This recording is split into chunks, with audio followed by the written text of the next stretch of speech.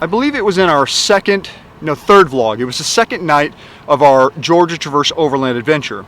And I was feeling the burn of just exhaustion, if you will. It's exhausting. We spent a lot of time setting up camp last night just to turn around this morning and spend a lot of time breaking down camp this morning. It's not that I was wore out, it's just that I was thinking to myself, like, 2 hours of setup and then 2 hours of breakdown, and doing that every day if I was on like a 10-day, that would be enough to wear me out. What I didn't want to do is potentially get to the point where, all of this is an experiment anyway, right? I mean, I didn't expect this to be like a really good example of a master of efficiency, but I did expect to learn, and I did learn. And this second night, I was just thinking, I was considering, what the best, most efficient solution would be. And this is going to be different for everybody. It depends on what you want and your needs. And on one hand, I want to be like a minimalist, but on the other hand, I don't. But today, we're taking a step in a new direction. It's going to make things easier. It may not necessarily be more simple, but you see, there's two things that take a considerable amount of time on a camping trip. You've got your setup and breakdown of your tents, and you've got your setup and breakdown of your kitchen. Now, the Oz tent's set up really fast if you're just using like the tent. As soon as you decide you want to deploy the awning, you add a couple of minutes. As soon as you decide you want to deploy the 30-second tent, turns into an hour. Real quick. And the more people you take, especially when you're taking kids, the complexity of the setup is going to continue to grow. So today, we're going to be adding a level to our overland trips that's going to allow us to, by the way, we just had it waxed. Swell Runner has never looked so good.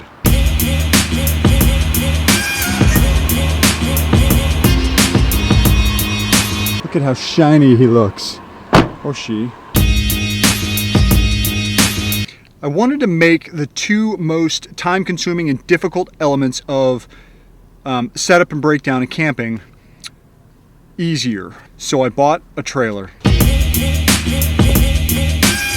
I just picked up the keys to, I don't even know what year it is, 2015, it could be a 2016, I think it's a 2015, Turtleback Adventure trailer. The cool thing is that this actually frees up space inside the 4Runner, so I can now not have to lay down the seats in the back, and I can bring 3 of the kids instead of having to, have them draw.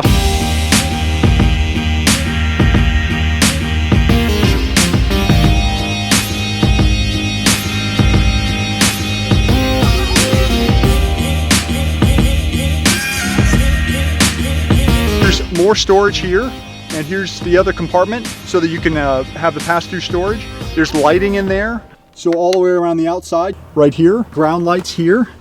Yeah, see?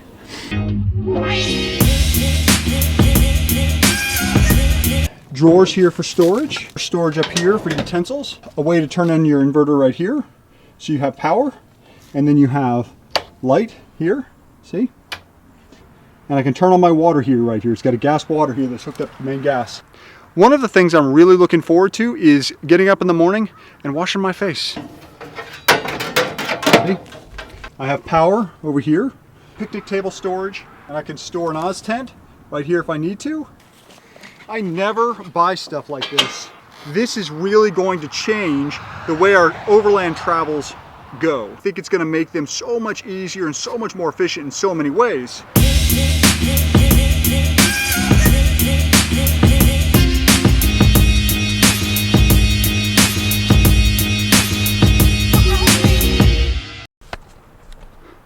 The thing is that the reason why I typically try to buy brand name if I'm going to make an expensive purchase like this is because I know that I'm not going to keep it forever. Instead of buying something dirt cheap, I buy something that's going to be well made. It doesn't necessarily have to be expensive, but it needs to be well made. And the reason why is because someday when I want to go sell it, I want to recoup as much of my expense as I possibly can. I've got a major trip planned up to Tennessee in March.